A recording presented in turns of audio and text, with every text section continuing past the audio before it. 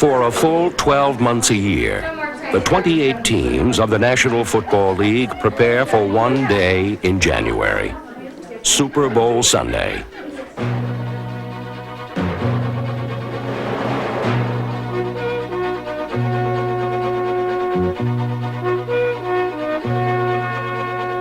Every phase of every team's operation is focused on a single goal, the World Championship of Professional Football. Over 1,200 men have performed in Super Bowls, a game that has become America's biggest one-day sporting event. One big play under America's microscope can follow a player for the rest of his life. The stakes are high, and the rewards are great. The winning team is awarded the Vince Lombardi Trophy, named in honor of the man who won the first 2 Super Bowls. More than 500 million people worldwide watch the Super Bowl on television, waiting for someone to emerge as a folk hero. It is the hottest pressure cooker in American sport, and each Super Bowl has its share of heroes and memorable plays.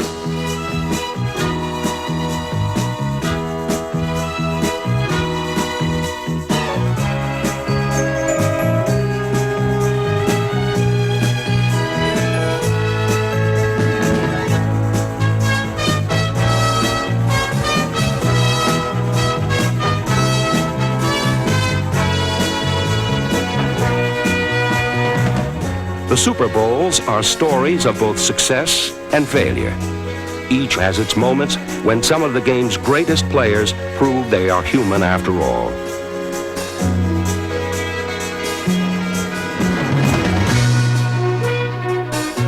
This is a story of the men who have stood on the summit of professional football, and each year their footprints are blown away, clearing a path for other teams with other stars to make their way to the peak.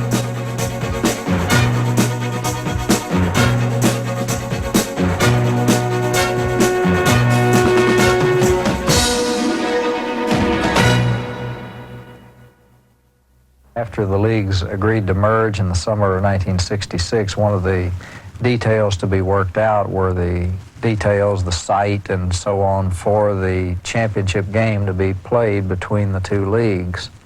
And we never knew what to call the game.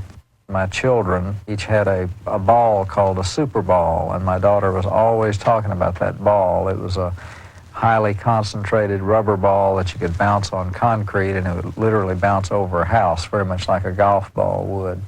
And she was always talking about that Super Ball, and I think it was one of those spontaneous things. I just said, you know, the last game, the final game, the Super Bowl. On January 15th, 1967, the Kansas City Chiefs and Green Bay Packers met in the very first AFL-NFL championship game. Everybody in the Chiefs organization felt an awareness that we were representing the 6-year history of the American Football League. We weren't just representing Kansas City or the Chiefs, we were representing the whole AFL. And I'm sure on the other side, the Packers felt the same way too for the NFL. But that first game was very significant because it was the only time that a team from the pure AFL played against the pure NFL. This was to be the only championship ever televised by 2 networks. Maybe that's why so many of Hollywood's most famous faces were out to see and be seen. Perhaps it's also why this was the only Super Bowl that did not sell out.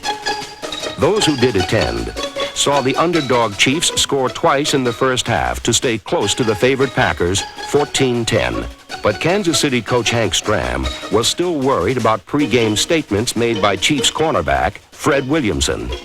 If we had any psychological advantage going against the Packers in Super Bowl I, we couldn't do any talking. We have to be quiet. And here's Fred expounding on what he was and was going to do to the Packers, and how he was going to level them. The man known as the Hammer had boasted all week that he would come down on Green Bay receivers Carroll Dale and Boyd Dowler. Stram quietly comes over to me and says, that kind of attitude we can't have here. You can't be that kind of braggadocio guy that you're going to alert the Packers that we're here. And I'm thinking, they know we're here.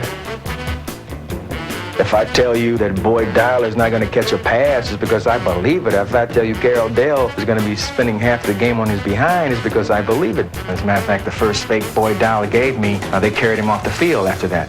He caught one pass, slanting over the middle, and I said, this is just what I'm looking for. There's a guy 6'7", 6'8", coming across on a slant end on the hammer. And I hit him with everything that I had, and they took him off the field because the shoulder was no longer normal. And now if they want to blame the loss of the game on me, they can blame it on this particular incident because of the fact that after that, Max McGee came in. And it takes him an hour and 25 minutes to run a 100-yard dash. He goes over on the other side of the field, and I look up, he's catching 2 slant-in passes for 2 touchdowns. As damaging as the McGee scores were, it was Willie Wood's third-quarter interception that devastated the Chiefs. And it is intercepted with the left on. That's Willie Wood who picks it off. He may go. He was laying back waiting for that one. After Wood brought the ball deep into Kansas City territory, the legendary Packer sweep took center stage. Kansas City 14. To Jim Taylor on a power sweep, cutting back at the 10. Taylor is in for the touchdown. The rout was on, but the Packers still had some unfinished business left with the hammer. I had set myself up because I was the Pied Piper. The Green Bay Packers are going to get the hammer. Donnie Anderson came around, and his knee hit me right on the smack right here in the forehead, and I went down. And I was a little woozy. The hammer! You know who got hurt? The hammer. The hammer! They nailed the hammer. Hey, Slap, the hammer got it! Really? I'm the clown of the football field now because I'm out. They got the hammer. They said, come on, get up. And I refused to get up. I'm embarrassed. They came and they dragged me off the field and dumped me on the sidelines. When they dumped me, I jumped up and I waved at my fans to let them know I was all right. The hammer was conscious enough to read the final score. Packers 35, Chiefs 10. An important victory for the NFL and Green Bay coach Vince Lombardi. Vince would bring his Titans back the following year to Miami's Orange Bowl for their second straight AFL-NFL championship. This time, the opposition was the Oakland Raiders, who simply could not stop this team of Green Bay legends. The Raiders did themselves no favors by committing a wide variety of foul-ups and blunders. The Silver and Black have played some of the best postseason games in football history, but this was certainly not one of them. Green Bay bolted to a 16-7 second-quarter lead, with the key play coming on a 62-yard touchdown pass from game MVP Bart Starr to a now very healthy Boyd Dowler. But as the Packers went to the locker room at halftime, something besides simply the game's outcome weighed heavily on their minds. We had all been pretty aware of the fact that Coach Lombardi was thinking very, very seriously about retirement. And while many of us cuss him or call him names or a number of things, it's something like you might do with your family. You can call your brother something, but don't let anybody else call him the same thing. This is the same way with Mr. Lombardi. We can cuss him, but don't let anybody else holler at him. And we all felt that this was going to be his last game. And I said to the fellas, I said, look, we got 30 more minutes this year. I said, let's give it to the old man. Let's play the last 30 for the old man. That's about all I said. The message was heard loud and clear. Number 26, cornerback Herb Adderley, keyed a second-half onslaught that buried the Raiders 33-14 and gave Lombardi a victory in the last game he ever coached for the Packers. The World Championship award he earned now bears the name, the Vince Lombardi Trophy, in his memory. Super Bowl III provided the classic matchup of David and Goliath. The AFL underdog Jets versus the NFL seemingly unbeatable Colts. But you got to understand that the whole NFL thing was riding on us. That these upstarts actually were going to play against us, and we were 15-1. The only game we had lost was to the Cleveland Browns. We had just played Cleveland in Cleveland, had beaten them 34-0 for the NFL title, and now we were going to finish up as the greatest team in history. We never recognized the American Football League, never watched their games. I'd never seen Joe Namath throw a football until the warm-ups prior to that game. We didn't recognize them. That was just a semi-pro league that if you couldn't make it in the NFL, that's where you went. Namath would be the central character of an incredible pregame drama in Miami. Ironically, Joe's coach, Weeb Ewbank, had gone to great lengths to avoid controversy. He wasn't entirely successful. Well, the thing that I thought happened in Super Bowl III, that Weeb handled it great. He took us down there 3 days early, turned the players loose, no bed check. Then we started our week preparation for the team, and he brought the wives in. They roomed with their wives. Well, there's one thing that Weeb Ewbank had drummed into our head. He says, whatever you do, don't open your mouth. Don't say anything that might incite these guys. Well, what does Namath do? He makes some remark that there were 5 quarterbacks in the AFL that were better than Earl Morrall. And, you know, we're all saying, Joe, we have to block these people. You don't. One fellow who took particular exception to Joe's criticism of Colt quarterback Morrall was Colt place kicker Lou Michaels. The scuffle at the bar between Namath and Michaels, Joe was saying how they were going to kick the butts of the Colts, and Lou Michaels said not only were the Colts going to kick the Jets' butts, but he would personally that night do the same thing to Joe. And it ended up Joe being a smarter guy, that he ended up buying around the drinks, and everybody ended up having a good time that night. But just when matters finally appeared to quiet down, Namath dropped his ultimate bombshell. He was at a banquet and where they honored him, and during a question and answer session where they asked him, what do you think about the game, who's going to win? He said, well, we'll win and I guarantee it. Well, I could have shot him because he upset everything that I had done. But as it turned out, I think it really helped us because we all felt that way, but none of us wanted to come out and say it. Well, Joe was really the leader of that team, and he just says, hey, I'll get up and say it. He got up and blurted it out. And when Joe came out and said he guaranteed that the Jets were going to win, our people got angry. And I thought, boy, this is just what we need. We were practicing in Boca Raton, and I mean, we had quality football practices for that game. Shula had to call off the dogs. We were beating each other to death.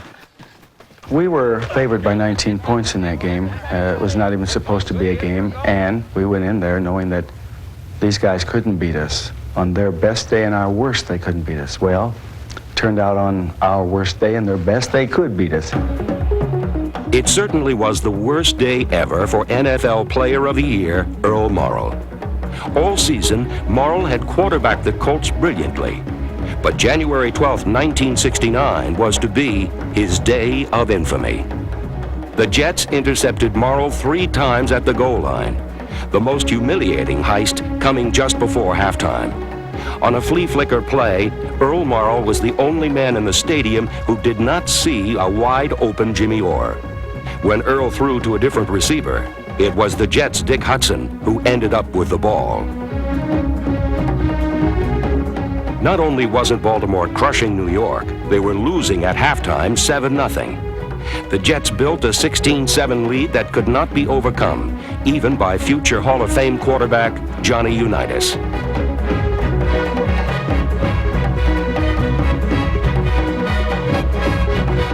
The day instead belonged to the swaggering and outspoken Joe Namath.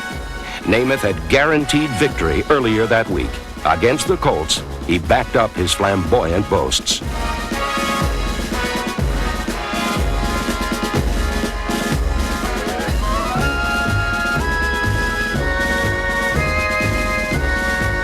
Namath on a handoff to Matt Snell. Snell at the 5. Snell at the 3. Snell, touchdown! The clock has run out, and the ball game is over. There's the gun, and the Jets are champions of the football world. If Namath was the star of the Super Bowl III upset, the central character in Super Bowl IV between the Vikings and Chiefs was Kansas City coach Hank Stram. Come on, Lenny. Pump it in there, baby. Just keep matriculating the ball down the field, boys. Let's go there, baby. Push it all down. Stram prodded, encouraged, cajoled, and fired up the underdog Chiefs all game. Of course, having pro football's #1 defense at his disposal didn't hurt matters either. The Viking offense had run roughshod through the NFL, yet the Chiefs held them to a paltry 7 points.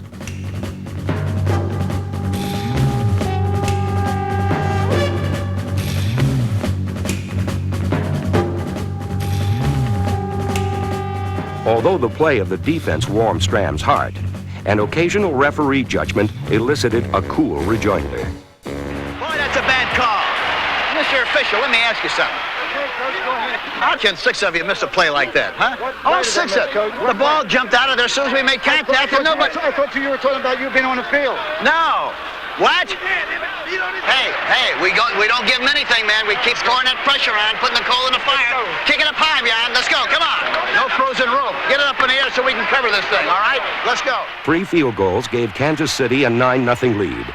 And then, a Minnesota mistake handed the Chiefs a golden opportunity. We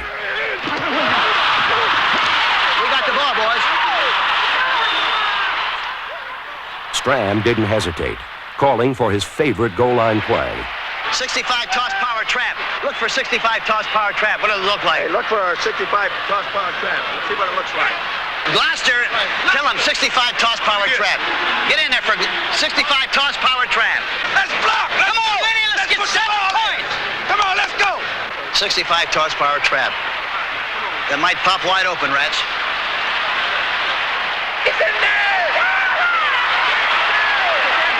Is that there, Rats? Nice going, baby. Yes, sir, Rats. Yes, sir, boys. Is that there, Rats?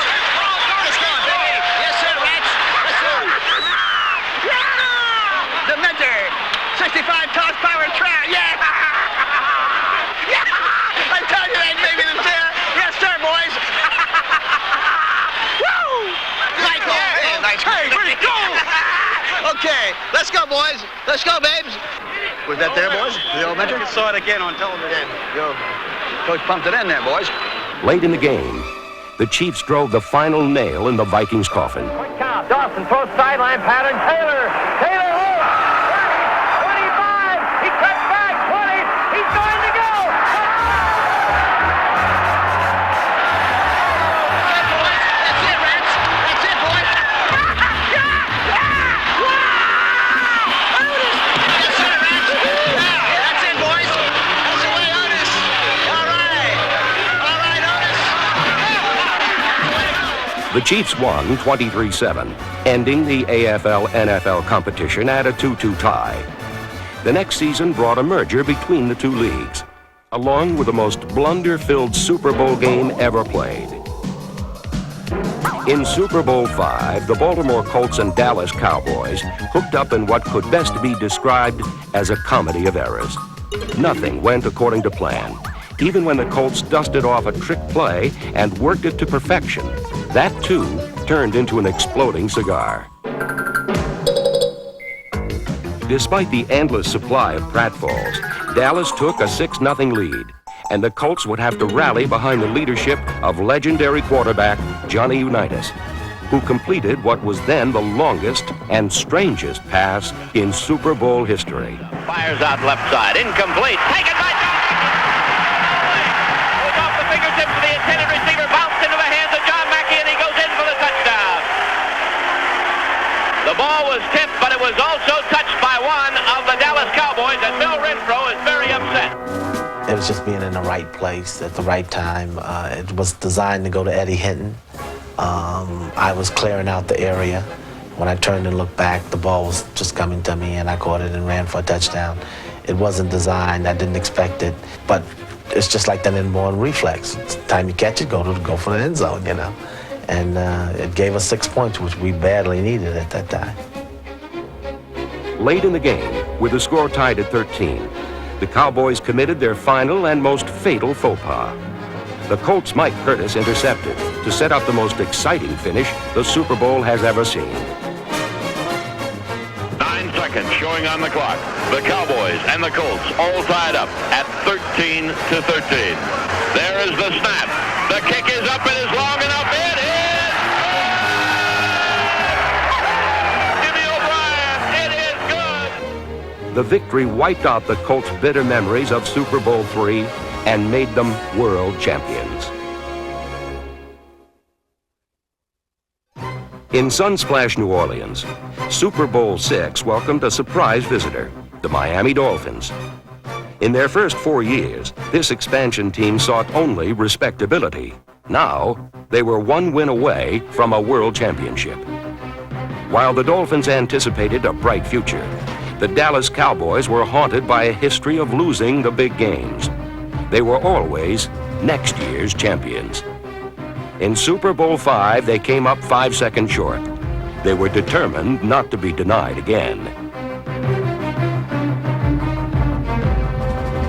The magical hands of Hall of Fame receiver Lance Allworth gave the Cowboys a 10-0 lead, while Miami continued to let scoring opportunities slip away.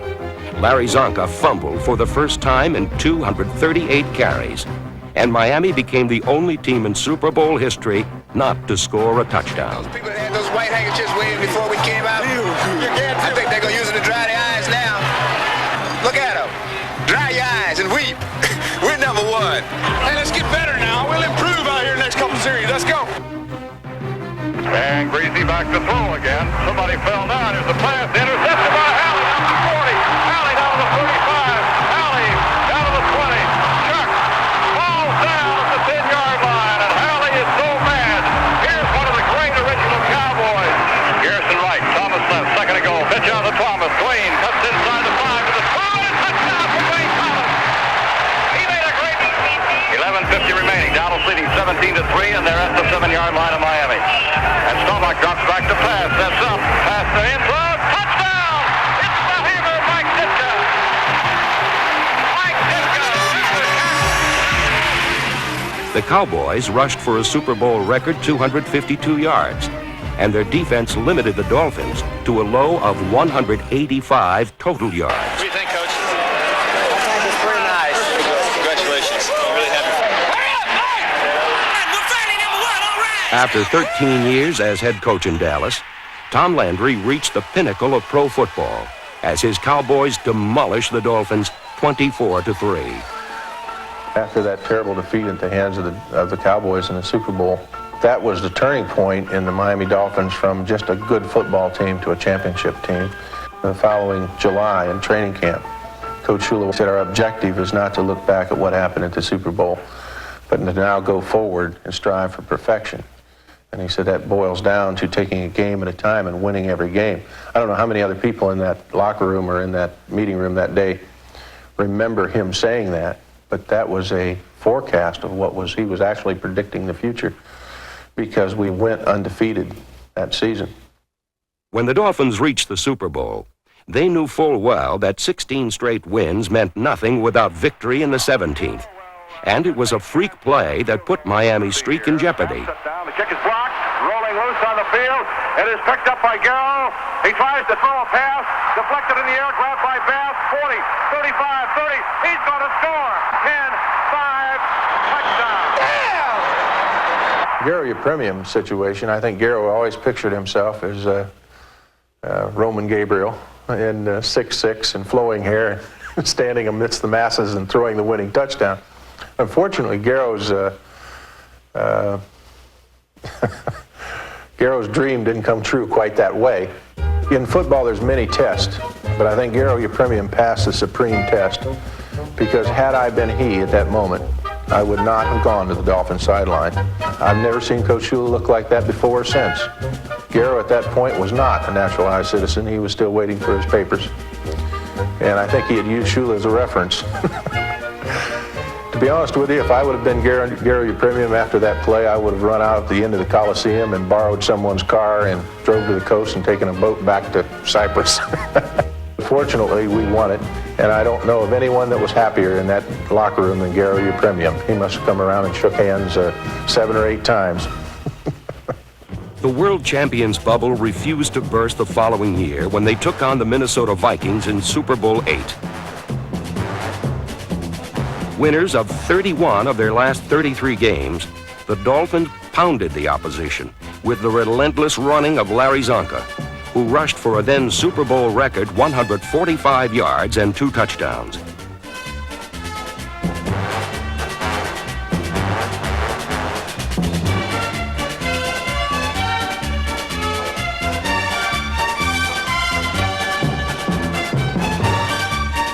Greasy turning around to check his running backs. Looks as though he's almost talking to Zonka.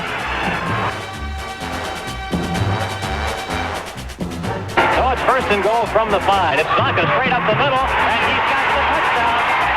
Larry Zonka carries it in from 5 yards out. His second touchdown of the afternoon.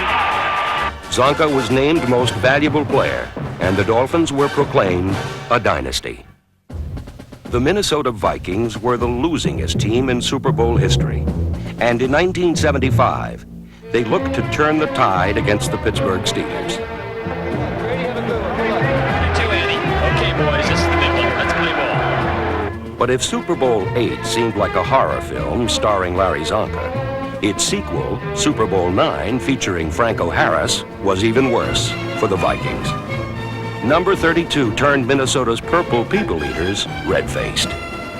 Behind playbook perfect blocking, Harris broke Zonka's record by amassing 158 yards rushing.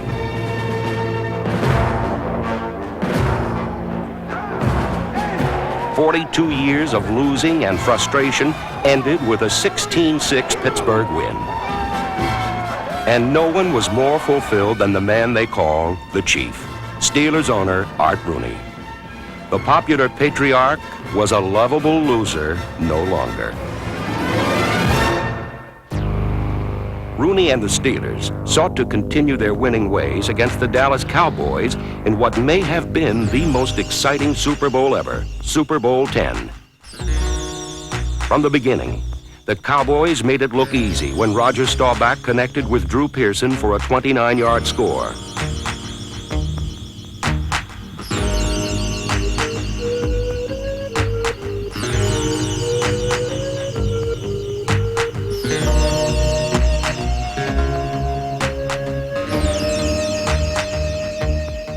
It was the only touchdown the Steelers permitted in the first quarter of any game all year.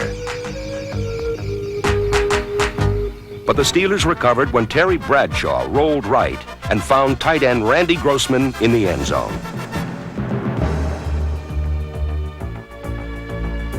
It appeared the Cowboys were loading their guns for a shootout. The Steelers accepted the challenge. They unleashed their most devastating weapon, a graceful gazelle named Lynn Swann.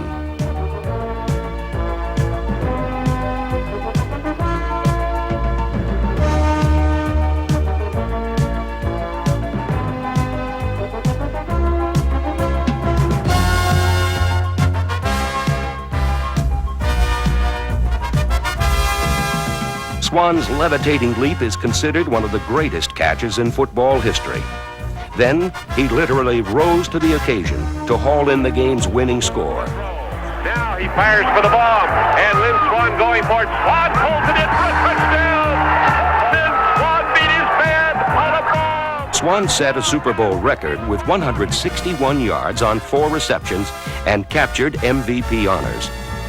For the Cinderella Cowboys, their storybook season came up 4 points short, 21-17.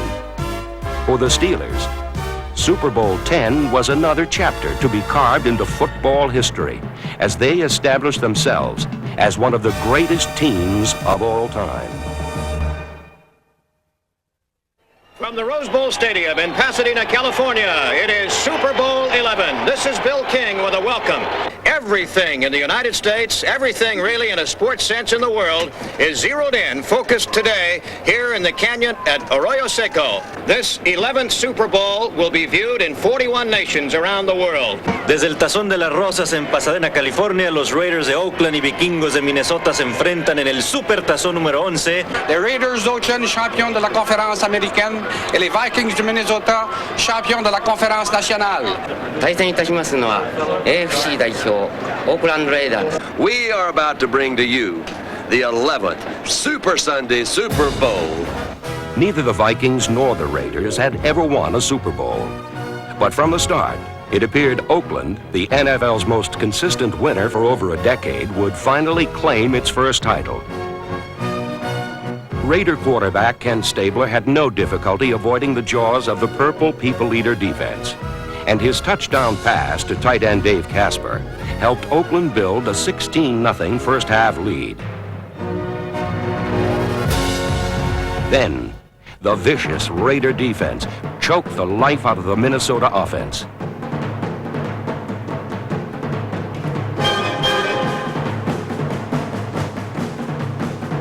And in the final quarter, the Raiders' secondary turned the Vikings' comeback dream into a hopeless quest.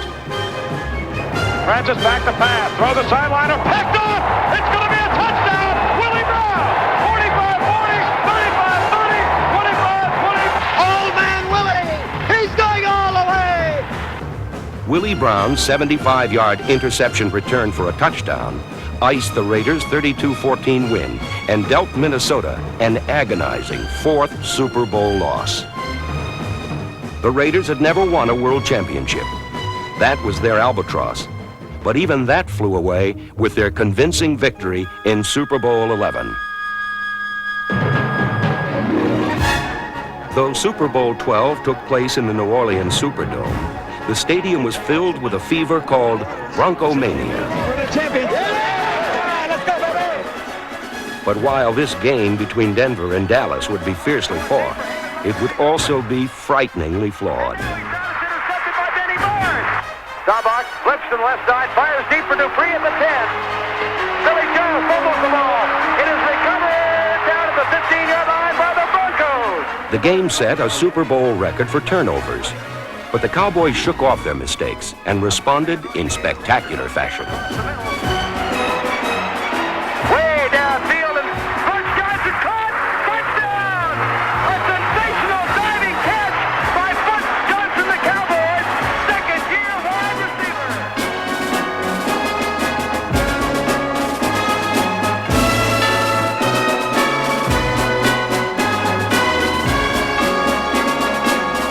Touchdowns by Johnson and Golden Richards gave Dallas a 27-10 win, evening its Super Bowl record at 2-2. Super Bowl XII lacked structure and style, but the intensity displayed by the Cowboys earned them a world championship. The Cowboys returned to the title game the following year, but this time their opponent was a Super Bowl veteran.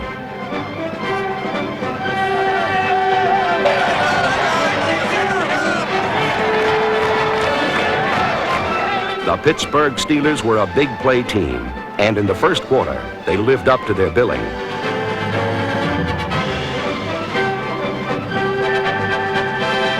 John Stallworth's touchdown gave the Steelers a 7-0 lead, but the Cowboys quickly proved that they could match big plays with anyone.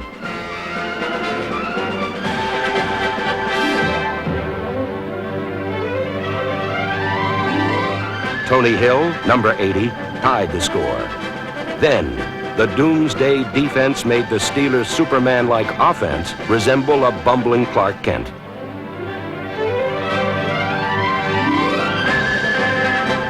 Linebacker Mike Hegman stole the ball from Bradshaw, and his touchdown return was a bitter pill for the Steelers to swallow. But it was just the tonic they needed. When Pittsburgh regained the ball, John Stallworth turned a routine sideline pass into a marathon 75-yard touchdown run that tied the game at 14.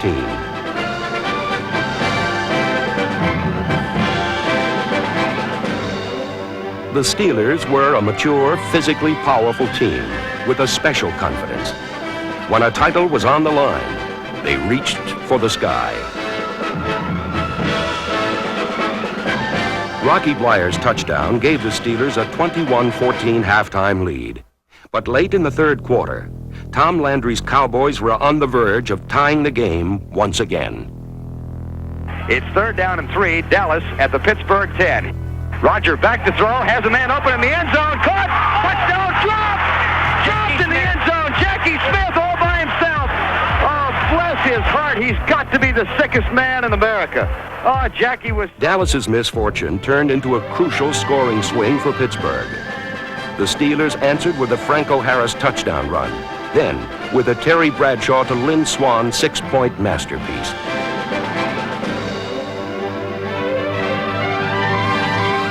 Pittsburgh's 35-31 win put tears in the eyes of Texas. And in a contest that was everything a championship game is supposed to be, the Steelers earned their 3rd Super Bowl crown. The Steelers and the Rams arrived at the Super Bowl from opposite directions. Pittsburgh was the defending champion, while Los Angeles had the worst record of any team to ever play in a Super Bowl. However, with nothing to lose and everything to gain, the Rams played with abandon and earned a 3-point halftime lead. The kick has the distance. It is good.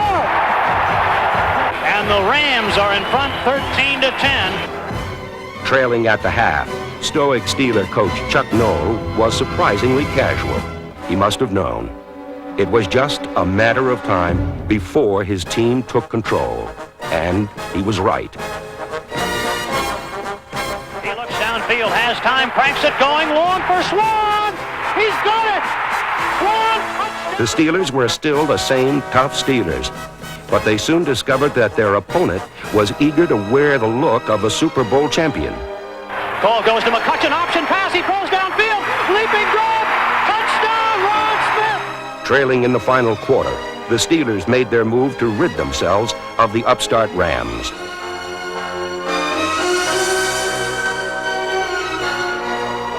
He pulls it in at the 30, the 20, the 10, the 5, and it's a touchdown for Pittsburgh. By day, the Rams' sparkling spirit had kept the game close. But by night, it faded into black reality. That first long pass to Stallworth had given the Steelers the lead. This one pointed the way to a 31-19 victory. He's got it at the 25 and down at the 22. And now the Rams ready with their backs to the wall. Time running out. Harris flashes out the left side for a touchdown. Franco Harris. Super Bowl XIV took its shape from the team that lost, just as much as the team that won.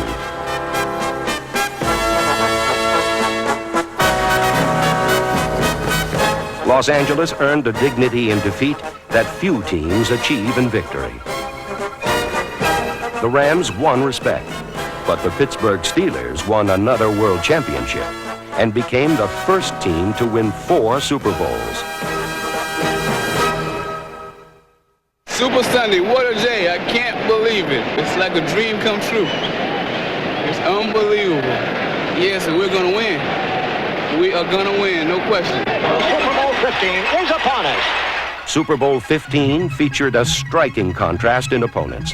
The freewheeling, villainous Raiders versus the hard-working, disciplined Eagles. All right, double, base pass 46, 47, check with me. Time to throw. He's got his bag. Throws one, intercepted. Run, Mark. Oh, run. No. Throw it right to him. Back to pass, now goes Jaworski. Looking, being chased out of the pocket to the right. He's got running room, directing play, going deep, a bomb to the end zone. And it's a touchdown. He got it. Touchdown. Rodney. Oh, we got a penalty. Oh, we got a flag. Who's the penalty on? Darn rotten touchdown called back. Is that on Harold, Dick? Harold Carmichael had jumped offsides, and the penalty left the Eagles in a state of shock. They never recovered. Here comes the rush, steps up, can't find anybody yet, takes off running to the left, rolls on the move, and it's caught by King at the 40, takes over the 50, he'll go all the way,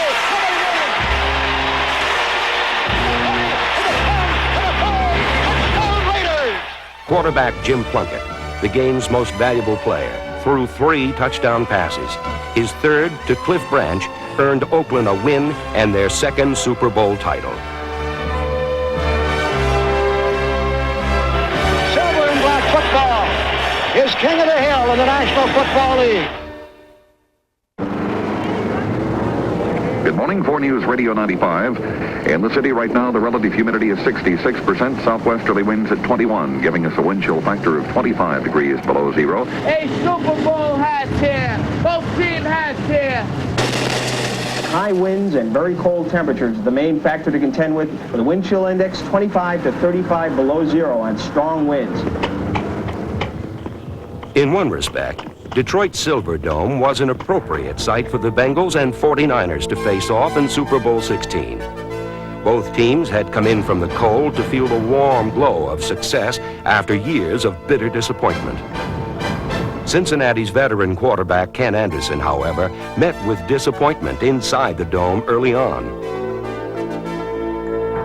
At the 49er 8-yard line, Eric Wright stripped Chris Collinsworth of the ball to snuff out a Bengal drive. San Francisco quickly marched 92 yards for a 14-0 lead.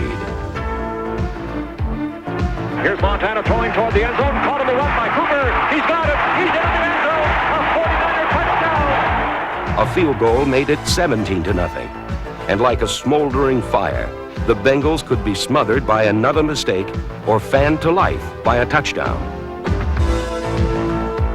Anderson's 5-yard scramble put the Bengals on the board and fired up a defense that held San Francisco's innovative attack to a total of 4 yards in the third quarter. Nice play, Dino! Get him again!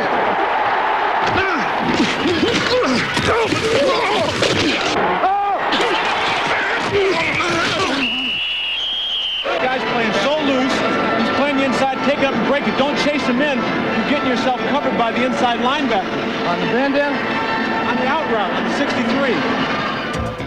Trailing 20-7, a 49-yard bomb from Anderson to Collinsworth put the Bengals in a position to score their second touchdown.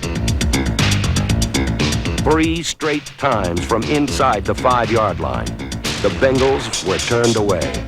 And on 4th down, they called on short-yardage specialist Pete Johnson. Nichols on 4th down, has the ball, hands it off. He's been at the goal line. I don't believe he got in. I don't believe he's in there. The 49ers have held, and listen to the Niners crowd across the way.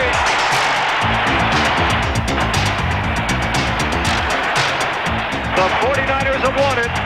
Bill Walsh and his staff and a team that confounded pro football observers throughout the year, beating the AFC champions Cincinnati Bengals in the Super Bowl.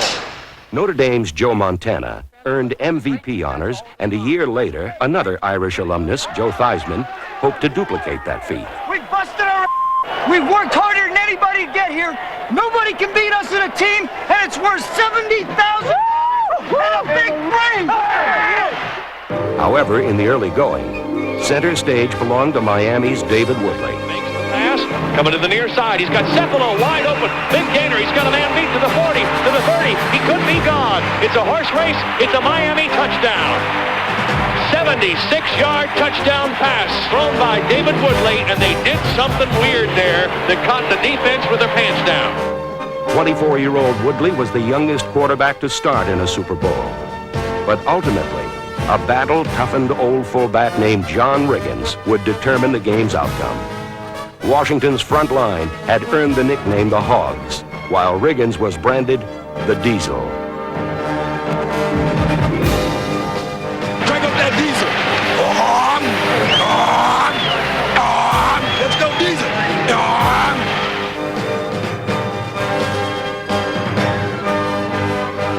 Big Bad John carried the Skins to an early field goal, then carried them once more towards a game-tying touchdown from Joe Theismann to Alvin Garrett.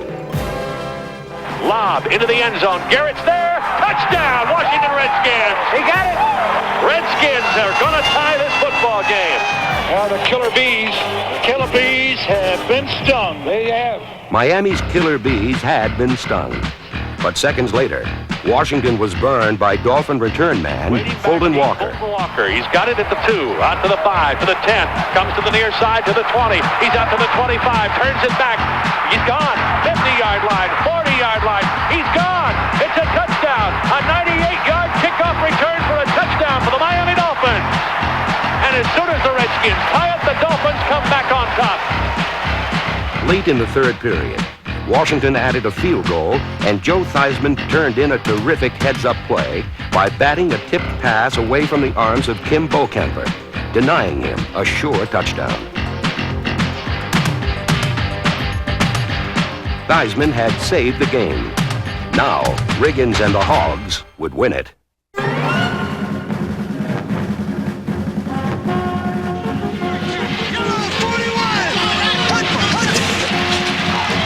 Snap and to Riggins. Good hold. He's got the first down to the 40. He's gone. The 35, the 30, the 20. He's gone. He's gone. Touchdown, Washington Redskins.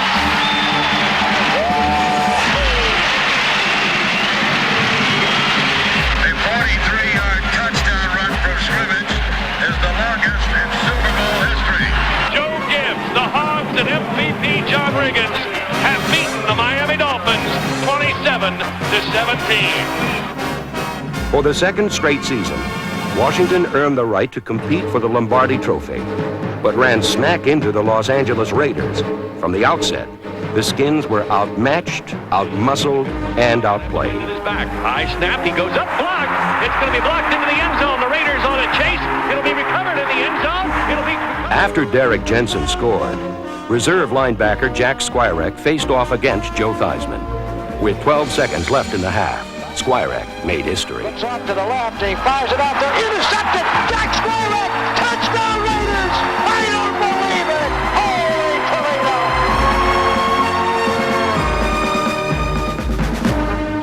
It was a silver and black Sunday from start to finish as Marcus Allen dazzled the nation and earned the title Most Valuable Player. Crockett giving to Allen, sending him wide left. He has to reverse his field, but he gets away for a moment. Comes back up to the middle of 30, 25, 40. Runs past 2 men at the 50, down to the 40, picking up a blocker, to the 20, to the 10, to the 5. Touchdown Raiders! Holy Toledo! 7-4. The Raiders are mobbing Marcus Allen, who has just stood a crowd of 72,000 on his collective ear. Let's keep dominating this team. Let's keep dominating. Keep dominating. Leave no doubt. That's right. Let's abuse them. Let's abuse them, baby. For the Redskins, it was a defeat the dimensions of which no honor could be salvaged, as the Raiders routed them 38-9. A commitment to excellence is the motto of the Raiders, and once again they fulfilled that commitment with their 3rd World Championship. Coach Tom Flores and the Raiders did not reach Super Bowl XIX. Instead, it was Don Shula and his explosive Dolphins who would meet wise Bill Walsh and his potent 49ers in a showcase for rifle arm Dan Marino and crafty Joe Montana.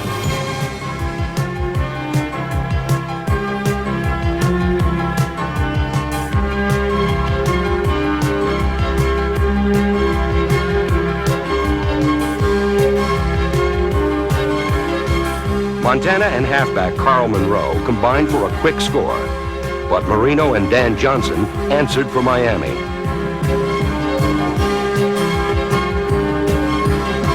Working without a huddle, Marino fired Miami to a 10-7 lead.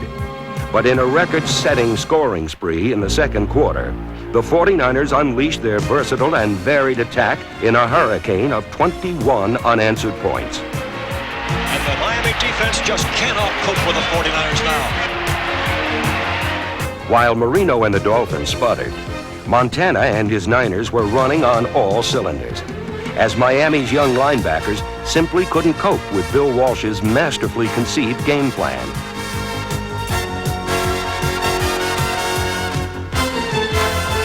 Came to see an offense and the wrong one showed up. Dan Marino's year turned into Joe Montana's day, as Walsh's 49ers were world champions for the second time, 38-16. On January 26th, millions across the globe hung over their TV sets and thousands of hungover Bourbon Streeters readied themselves for Super Bowl XX. The surprising New England Patriots and the mighty Chicago Bears squared off to determine who indeed was the NFL's best. Hey, any pressure to that. I got the tone right now. You belong here. You're the best. Let's do it. Go!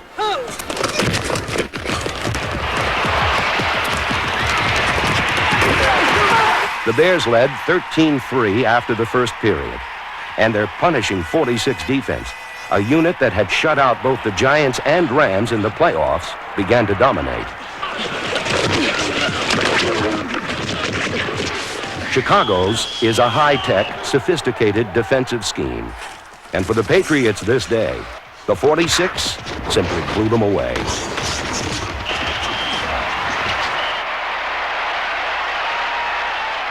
The swarming monsters of the Midway took it upon themselves to score one of their own, as number 48, Reggie Phillips, took a deflected pass in from 28 yards out.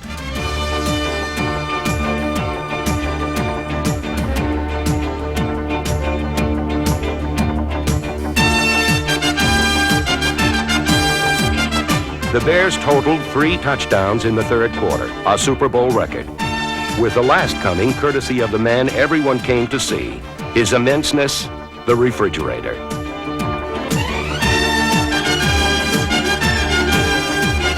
William Perry's one-yard rumble gave Chicago an almost embarrassing advantage. It was only appropriate that the Bear defense logged the final points in Super Bowl XX, and a safety, courtesy of Henry Waxter, provided the 46-10 final margin in a complete and total effort by the world champion Bears. When 1985 began, the Bears were on a mission And in January of 1986, that mission was accomplished. George Halas smiled down from heaven, ear to ear.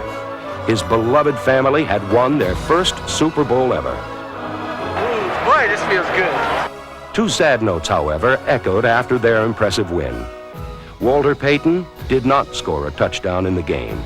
And soon after, defensive wizard Buddy Ryan would leave to take a head coaching job in Philadelphia.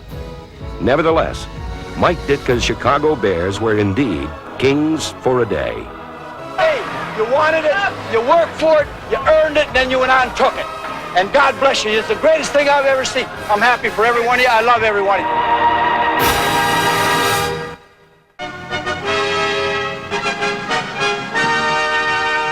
The Denver Broncos came to Super Bowl XXI hoping they would win.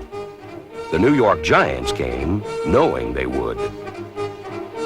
The Giants had bullied and beaten opponents all year. After dominating the regular season and playoffs, nothing would stop Bill Parcells' team on Super Sunday. Morris, he fakes the handoff. Sam's trying to throw, goes. Touchdown, big boy. Very good, Jimmy. New York took an early 7-3 lead, but easy victory disappeared on the vapor trails made by John Elway's right arm. Elway's one-man show played center stage in the Giant end zone. Motion to the right by Jackson. Elway's going to run in. But moments later, Elway found himself in the wrong end zone.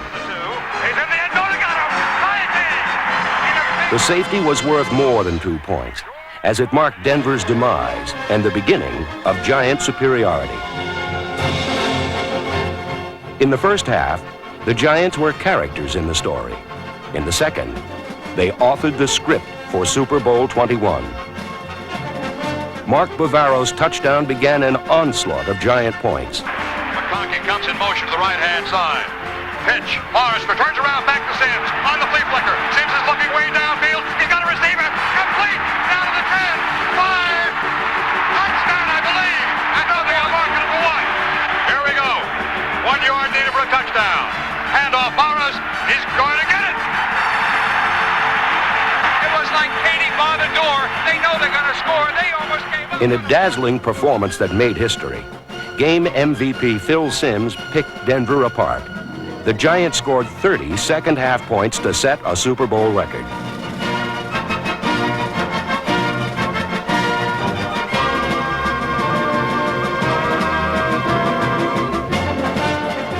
Bill McConkey's touchdown was not the official end of Super Bowl XXI, but the official start of the victory celebration and the coronation of the New York Giants as champions of the world.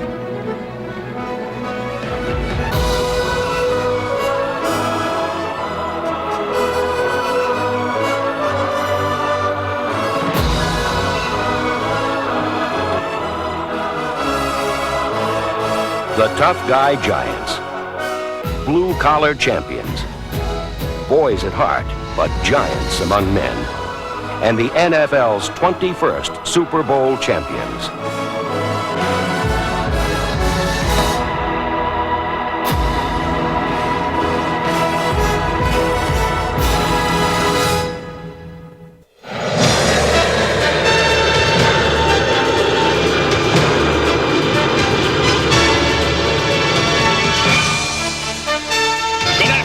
From Jack Murphy Stadium in San Diego, California.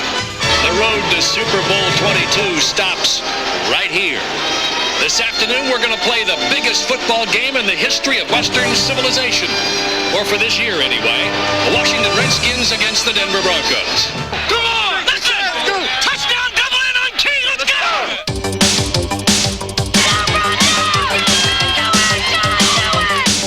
The first time the great John Elway touched the ball, he set a record by triggering the quickest touchdown in Super Bowl history.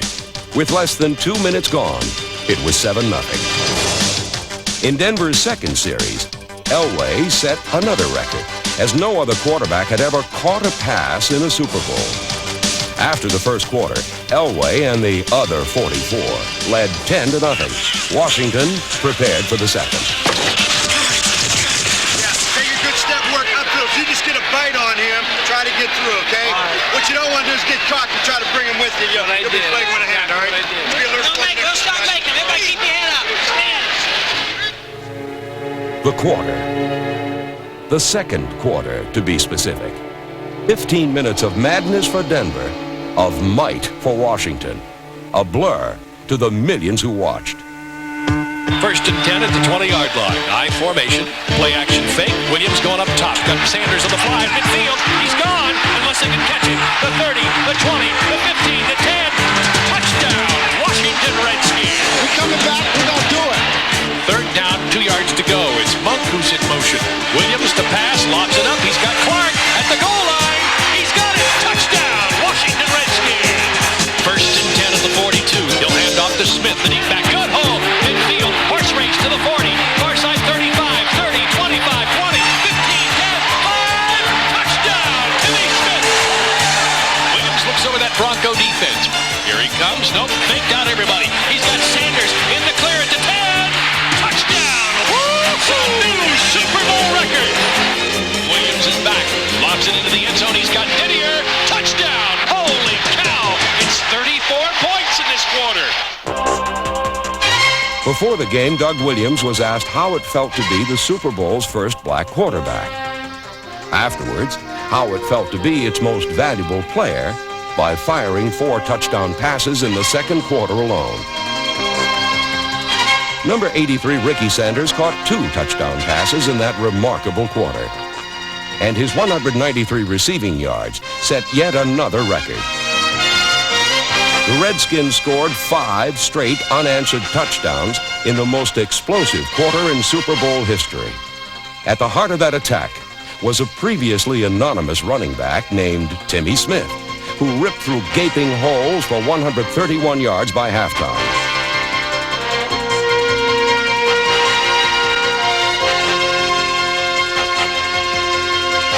By dominating one 15-minute period, the Washington Redskins became Super Bowl champions well before Chubby Checker's halftime medley.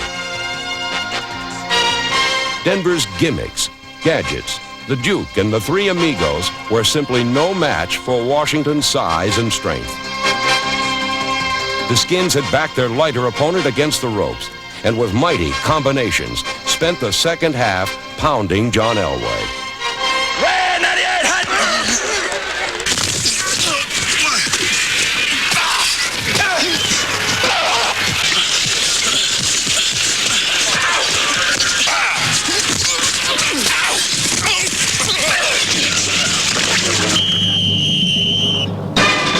The only bit of drama remaining was Timmy Smith's pursuit of Marcus Allen's Super Bowl rushing mark.